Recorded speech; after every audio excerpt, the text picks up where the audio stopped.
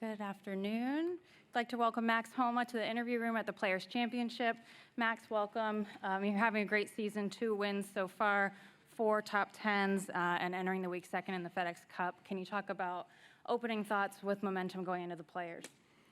It's nice to have momentum coming into the Players. This place is really tricky, so I think confidence is a big part of the week, and it's nice to have that.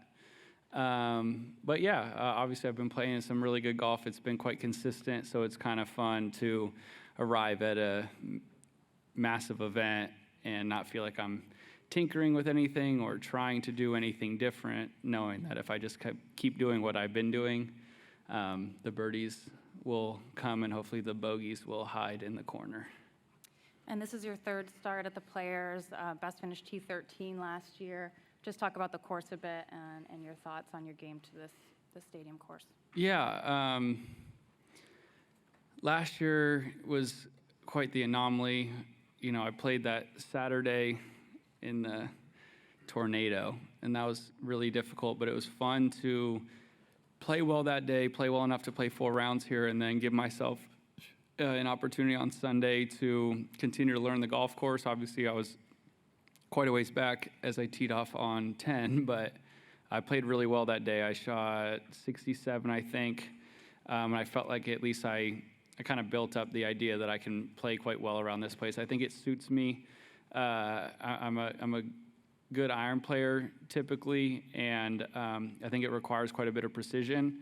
But it's just a bear. If you're out of position off the tee, you're going to be out of position until you get it in the hole. So I like the place for the way I'm hitting it. I think I can keep myself in the right spots and give myself some looks at birdies and maybe some extra stress-free pars that I think go a long way over 4 days. We'll open to questions. We'll start back here with Dylan. Yeah, Max, I was wondering, did you go to the Players meeting this morning? I did not. I wanted to, and then my kid Cam had I'll save you guys the details, but I was a little late. I'm just wondering if you have a sense of how the PGA Tour changes are being received by the membership at large and how those conversations have been going. Yeah, a pretty big mixed bag.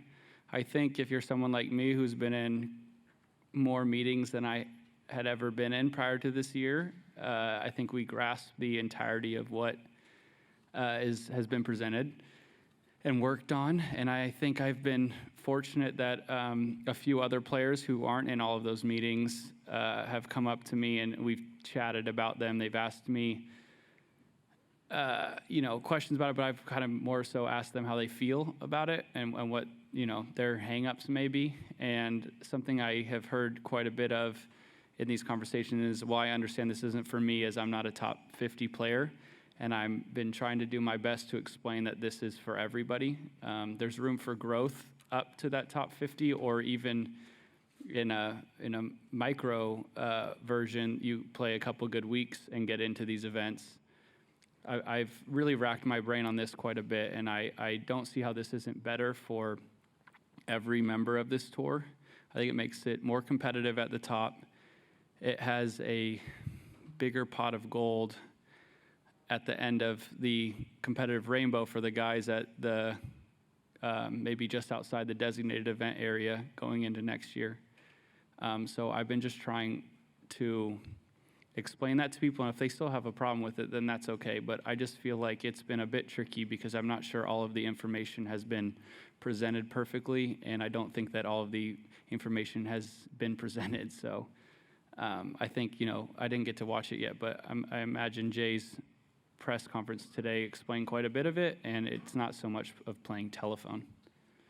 And then what has it been like for you, who has obviously kind of seen every side of professional golf, to now be in this position where you're in these meetings and guys are coming to you with concerns and kind of being a person in that now power position? Yeah, I think, as I said last week, which is kind of interesting, and I know when I say this, it's just the internet, and it's just people on my Instagram telling me things about how I what they think I think. But so many people say, well, you wouldn't have thought this back in 2016, 2017, although I have said, like last week, that I did believe in this. I didn't know about this exact model, but I did believe in this, I guess, the crux of what's changed. So when people do talk to me about it, I feel like I have a good perspective on it. I have vivid memories of when I wasn't someone who was being asked questions or someone who was in meetings. I was someone hoping to meet someone who was in meetings so I could ask these questions. So I've seen both, and I remember both, and I still live my life and make my decisions and form my opinions based off of both, kind of sides of professional golf that I've seen. So I understand not everyone will believe that, and so much of this looks like, it's just a great way for me to make money. But I can promise you that that is not why I play golf, and that's not that is not my opinion on this. I think this is really a great thing for upping competition on this tour.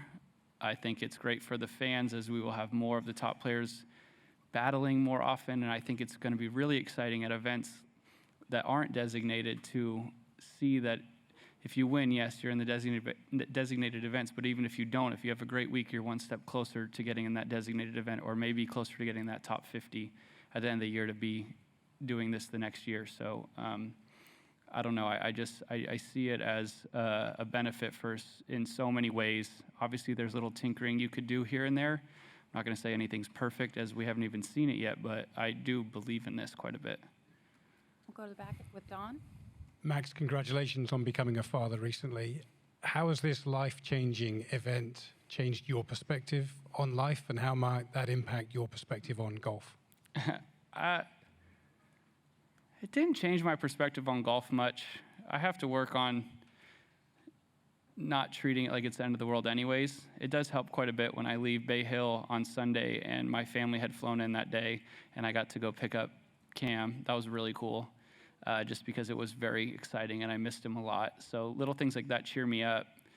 Even, Sunday I played with Jordan, and he made quite a great run at winning that thing and came up just shy. And as we're walking to scoring, Sammy, his son, ran to him with a big stick in his hand. And you could just see how Jordan's emotions changed. And I thought that was quite nice. So little things like that, I think, to cheer me up. I don't think it's changed my perspective, but I do think I've gotten quite a bit more efficient in practice. I'm someone who loves to be at the golf course.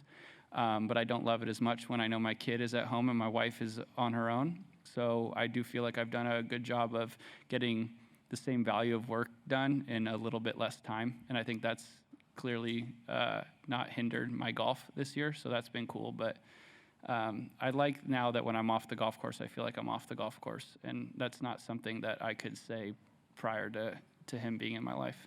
It's early days, but do you think this new life for you might make you a better golfer? Yeah, I mean, it could. I would like to say that they're independent. When I'm practicing and playing, I'm still playing to be the best me I can be. It sure is motivating to want to win golf tournaments as he gets older so that he can run to me with a big stick, maybe when I have a trophy in my hand. But obviously I understand regardless, he's not going to think of me any differently if I don't. So, I don't see why if I can keep the two independent in a way, it's more motivating than it is pressure. So I would assume that would help. If we could bring the mic back up here to James. James, raise your hand, please.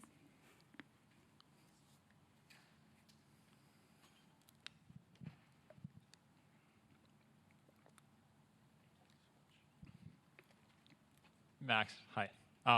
As someone who's been sort of involved in the PGA Tour's broadcast changes over the last couple months, and particularly considering the designated events this year, have you been paying more attention to the TV ratings that have come out about the PGA Tour? Yeah, I actually had a good discussion with Jay about this after Waste Management. I had read something that we had fairly low ratings at one of the events, and I was kind of asking him, does this concern you, considering the changes we're about to make?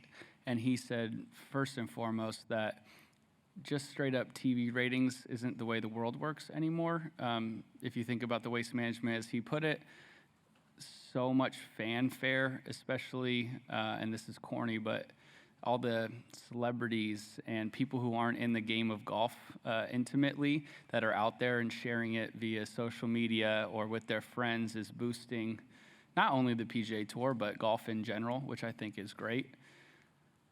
So that was quite interesting. And then, of course, a day or two later, he sent me the final ratings of it, and it was, I think, the highest event. I can't remember what day, Saturday or Sunday, but it was the highest viewed event since the Players the year prior. So I thought that was a really good sign. I think it's easy for us to, as players, to look at these events and say, man, this is working great. Like, look at the last few designated events and the finishes and the players battling against each other and the leaderboards and just all of it. And it just seems so great. But, it's hard. It's not like I would assume that would mean great ratings and great attention, but we don't know that. So I kind of lean on, since I've had this conversation with Jay, where he can kind of continue to show me, not just explain, but show me that it is doing a great job. And again, I know I'm probably sounding like I just keep reiterating myself, but the reason I love this product model is because I'm a fan of golf. I love watching golf, and I've loved watching golf since I was a little kid. It's why I play it, and my attention is, of course, on my performances and being the best me I can be, but it's also on making sure that golf is thriving, and as I'm on the PGA Tour is thriving, and that people are watching it, because I love this game, and I want other people to get involved and love this game and watch it. I don't want to put up be a part of a product that people find to be boring and stale. So I am very much about what we're doing and these meetings and pushing the envelope and making changes that benefit the golf fan, because, again, I am a golf fan. Come to this side of the room in the back, and then we'll make our way up. Hey, Max. The tour has some of the top 30, I think probably 28, 29 of the best players right now. But what it's missing are kind of like the heels, the Brysons, the Patrick Reeds, the Brooks Koepkas, and we've kind of gotten a glimpse as to how close tour players are with each other, how friendly they are. You said you're a fan of the game, as well as, you're out there playing. But do you think golf is missing some of those characters that get under the skin of other guys? Do you think those sidebars are kind of missing from the tour right now? And I'm just kind of curious as your opinion on that. Yeah, I think that certain TV shows and movies aren't great, like a Hallmark movie when everything is just all perfect. And I think all of it is interesting, and I do think that it is a shame that, I find Bryson to be one of the most interesting people who's probably ever swung a golf club. He thinks about it differently. Even his setup of his golf clubs are different.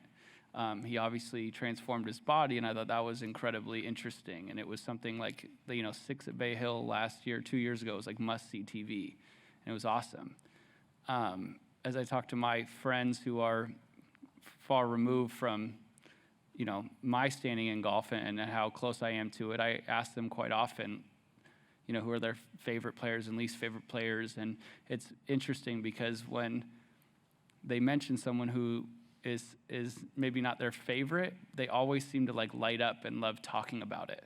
And I'm not saying that those players are anyone's least favorite, but they obviously have brought some controversy when they've played in events here and there, whether that's good or bad. But for golf, I feel like that's good. For entertainment, that's good. For fans, that's good.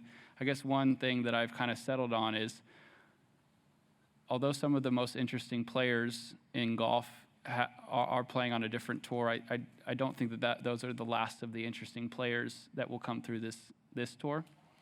I think that there will be other interesting aspects, or other interesting characters to come play through here. They might be on it now. They might not be.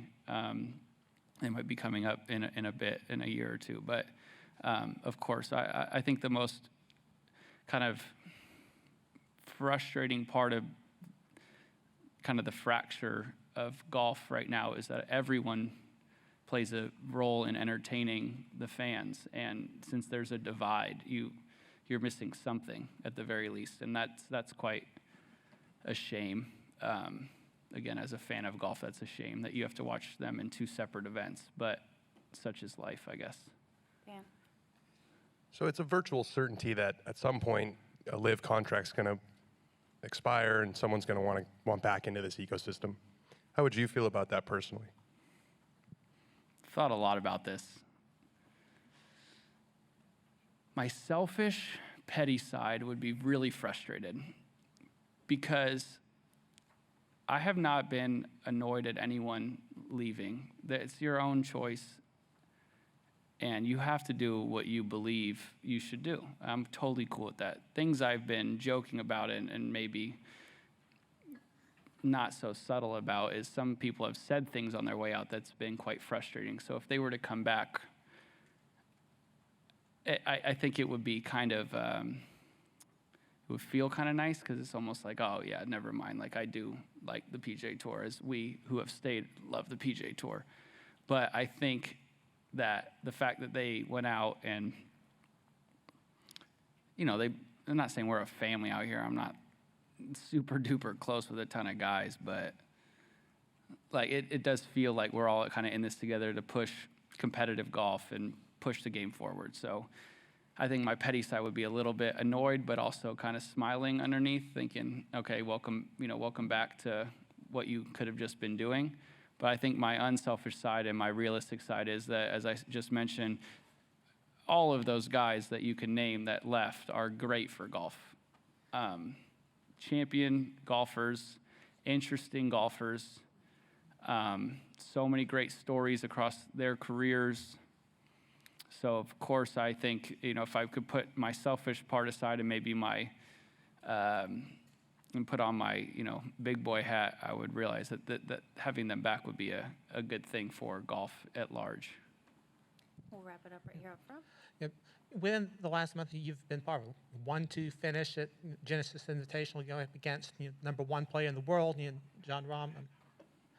Now that you are playing some of the best golf of your career, what kind of opportunity do you feel like this week represents for you to take advantage of that? And what, if anything, do you think that sort of one-on-one contest as it came sort of toward the end helped you prepare for not only this term, but also the majors to come later this year?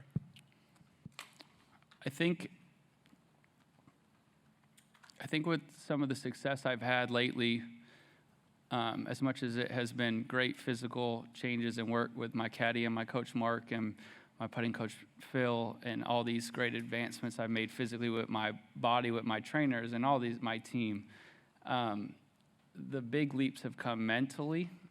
So I think what's quite comforting to your question about this event and the majors is if I play terrible this week, I know now it does not define me. And if I'm a great golfer, I think I have proven not only to other people, but to myself that I am a great golfer. So yeah, I'd love to go out here and say I'm going to win. And that's all that's if I don't win, then, I got to go work on something and fix something, but I don't believe that anymore. I believe that I'm going to play well because I have played great. But I believe that if by some lightning rod of bad luck I play terrible, I don't think I'm going to go home and think I need to reinvent the wheel. And that's quite comforting because I think before, when I came to big events and my struggles in majors is I put so much pressure that, okay, this is how I test myself and prove myself and all those things. I don't believe that anymore, and I think that is what's letting me play great golf, and I think that's what's going to lead to me playing well in these 5 massive events. I'm quite excited about, I guess, my confidence is an interesting thing. I think true confidence that isn't fleeting. It just stays. Obviously in golf it has ebbs and flows, but I think that if you're looking at the players in the 4 majors this year, for myself, personally, I see great opportunity and not nearly as much pressure as I think I put on them in the past. All right, Max, thank you for your time. Good luck Thank you, this guys. week. Have a good one.